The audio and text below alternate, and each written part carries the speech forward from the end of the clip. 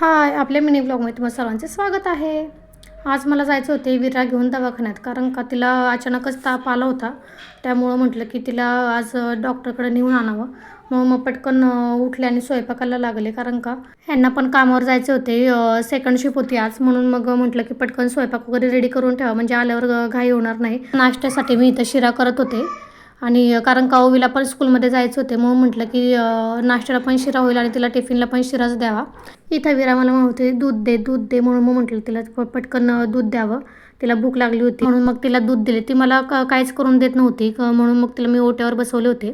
पण दूध वगैरे पहिला दिल्यानंतर लगेच ती तीच मला म्हटली की खाली उतरव. मग तिला मी दूध दिले आणि मग खाली उतरवले. आम्हाला तर गरम पाणी सोलरचं येत नाही आहे, त्यामुळे गॅसवरच तापवावे लागत आहे.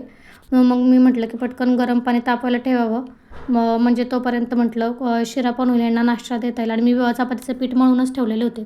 मग इकडे लगेच ओवीला दूध प्यायला दिले. ती तर रेडी झालीच होती स्कूलसाठी जायला. मग हे ओवीला सोडून आले. त्यानंतर मी पण रेडी झाले आणि विराला दवाखान्यात घेऊन गेलो. दवाखान्यात गेल्यानंतर एवढी गर्दी होती ना, मग तिथे एक शॉप होते, तिथे मला वाहनासाठी बघायच्या होत्या वस्तू. मग गेले होते. मग तिथे थोडं वस्तू वगैरे बघितल्या, पण मला काही आवडलंच नाही, म्हणून मग मी परत रिटर्न आले. मी परत हॉस्पिटलमध्ये आलं तरी आमचा नंबर आलेला नव्हता. मग त्यानंतर थोड्या वेळाने आमचा नंबर आला. डॉक्टर बोलले व्हायरल आहे. मग ओवीच्याच पण स्कूलचा सुटायचा टाईम झाला होता. ओवीला स्कूलमधून घेतली आणि घरी आलो. भेटूया नेक्स्ट ब्लॉगमध्ये.